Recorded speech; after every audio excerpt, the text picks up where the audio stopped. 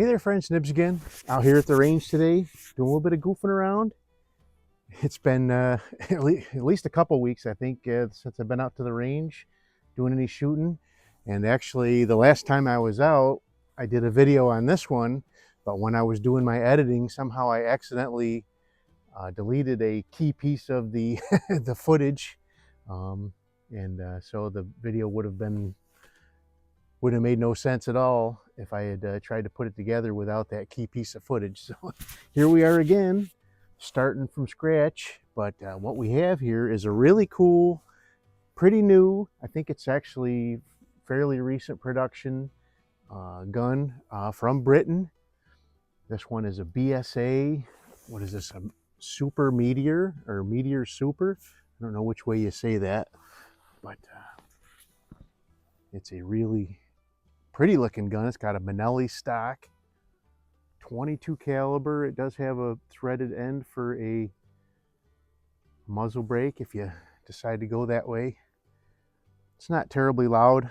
Maybe if I was shooting in my backyard, I'd want to try to quiet it down a little bit. This one is a gas ram. I didn't realize that when I first got it. I'm not worried about that. I just didn't know that it was.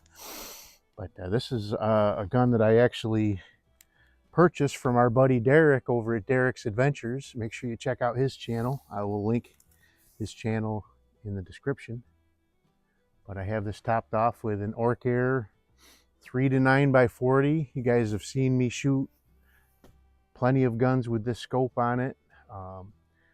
Little oh by the way, the first one of these Orc Air scopes, I broke it out brand new out of the box, mounted it up on this rifle, one shot, and it broke the scope.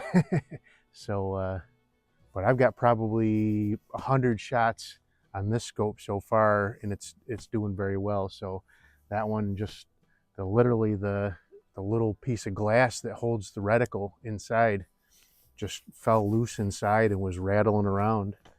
I returned it to Amazon and they sent me another one, and so no harm, no foul. You know, everybody makes mistakes, right? But we're gonna go ahead and shoot it. Surprisingly enough, this gun absolutely loves Crosman Premier hollow points, the 14.3 grain Crosman Premier hollow points. I did try it with some JTS Dead Center 1608s. It did not like those at all. So we'll try it with some other, when we get a better weather day in 6 months or so, we'll try it with some better ammo, with some different ammo. But if it shoots stuff I can buy from Walmart for $6 a tin or $7 a tin, I'm all for it. But really smooth shooting gun, and let's get started. So I do have my gong. We're shooting everything at 25 yards here. I do have my spinner out there. I don't know how long it's going to last. I was not able to get it stuck in the ground, so it's just kind of dangling there. So hopefully it'll last for at least a couple of shots. But let's hit the gong first.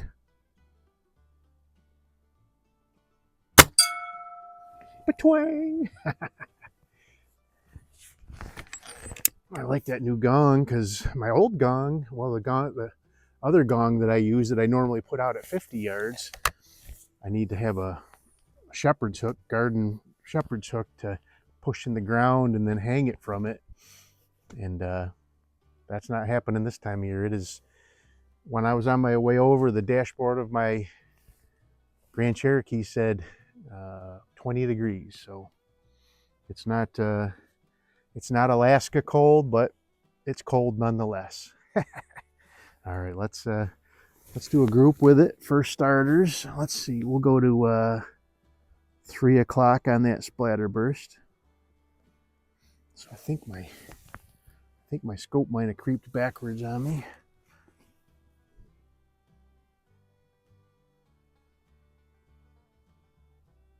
All right, a little left.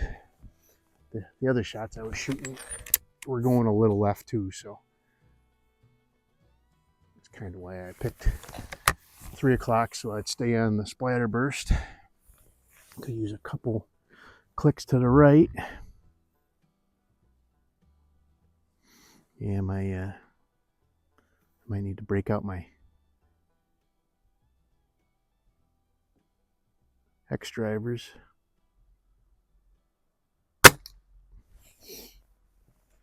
I'm right back up against the end cap here, and I know when I started out I was way up here forward. I have to be almost off the comb of the rifle. And I know there's an end stop pin in there. I must not have pushed the end stop pin down, or else it's just sheared it off. I don't know. I don't want to mess with it out here in the cold.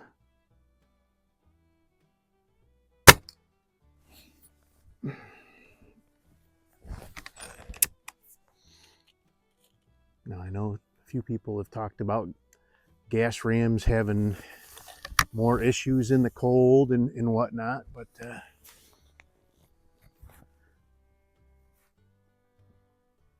we have any anomalies in our shooting, we'll blame it on that, I guess.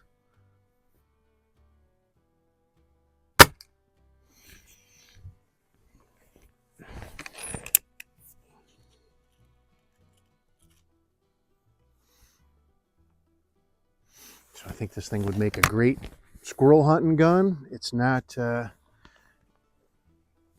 so far for me anyway, it's not the ultimate of accuracy, but all of my shots have been minute of squirrel and plenty powerful. This thing is very powerful.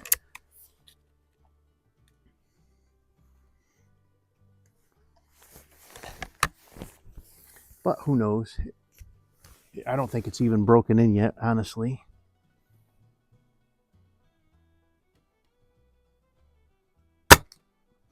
When I got it from Derek, it was still dieseling off construction lube. It has stopped, pretty much stopped dieseling on me now, but I think it's still breaking in. So I'm not gonna worry too much about a few flyers here and there until I've got at least a tin of pellets through it.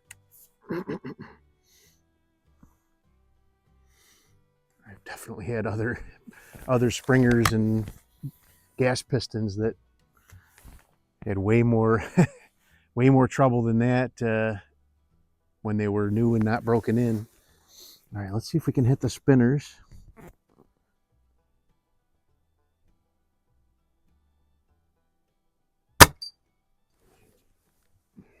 So that spinner is actually like up against the wood there. I had to kind of wrap the leg of the spinner around a 2x4 that holds the targets up out there, so it would hopefully stay standing up for us. All right, you think I can hit that little one?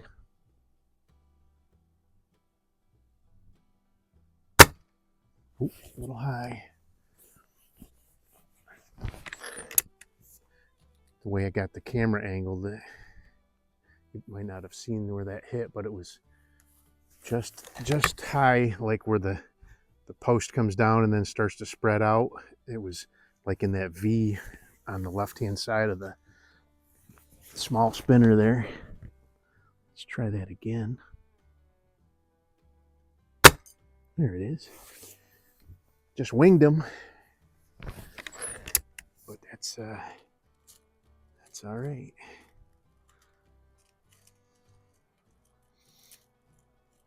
Really been on a brake barrel springer type of kick this actually the last couple years, really. I didn't have too many BSAs, so I really wanted to get this one. Might have to try a little better scope on it, I think. I do have that Riton. I think it's a 5-15 or 3-15 featherweight. That one's rated for springers. Oh, there she goes. I knew it wouldn't last. All right, let's do another group. And then we'll do a pating. And then we'll get out of here because it's cold. Very cold. As long as I can keep my fingers warm and my toes warm. When I was younger, out snowmobiling and stuff, my hands and feet got frostbite a bit. And now it doesn't take much for them to get very cold. All right, we're going to go to 9 o'clock now.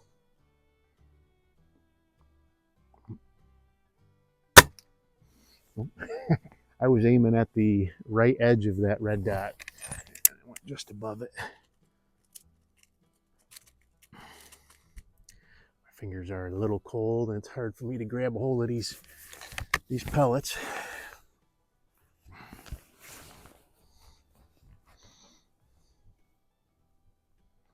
I'm going to keep holding the same spot. Nope, there we go.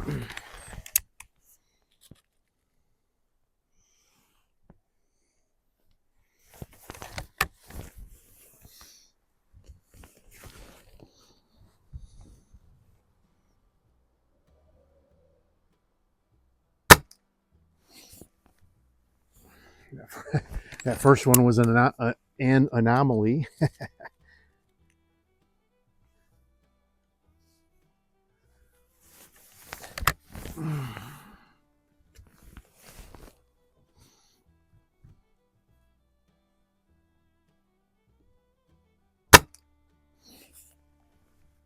But other than that first one, that group is looking pretty darn good.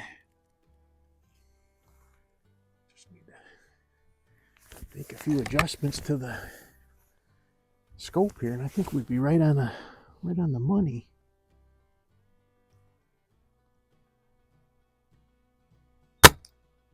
Yeah, that's looking pretty darn good. So let's see. I want to come right. 10 clicks to the right. Let's see what that does for us.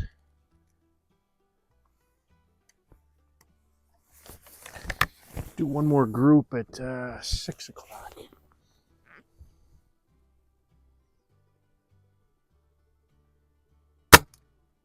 Oop. I think I need to bring it down a little bit. That shot went into the other shots there from when I was zeroing it a little bit earlier. Let's take it down a little bit.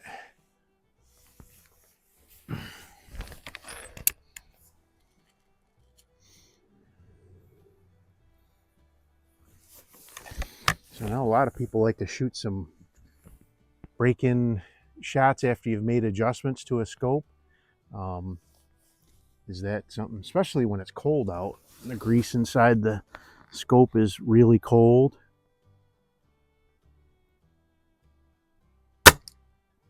There we go. Let's see if we can build on that.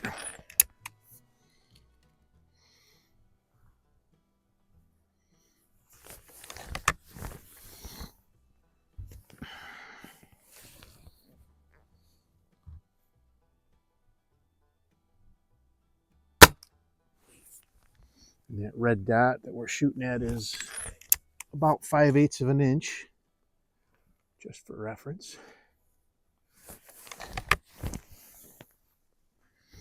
Also out here with my Anschutz 54 match, going to do some plinking with that too.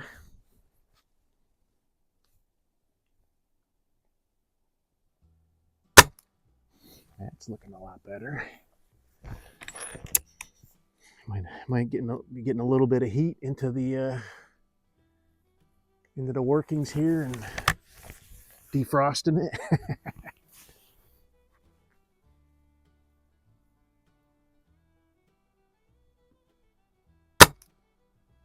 Ooh, a little right.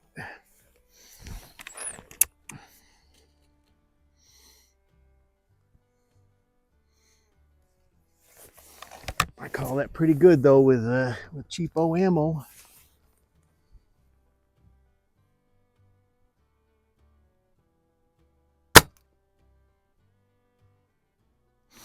Do one more. Like that one went right at the right hand side of the red dot there. Just having too much fun with it.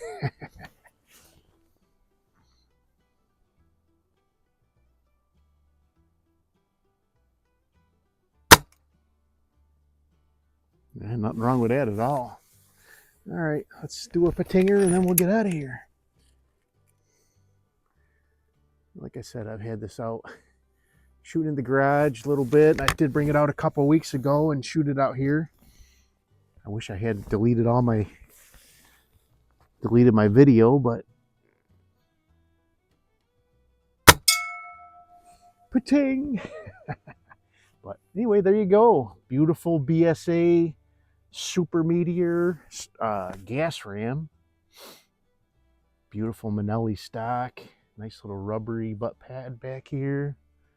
Just a cool gun. So anyway, thanks Derek for selling this to me for a good price. Hope you guys liked the video. Till next time, have a great day.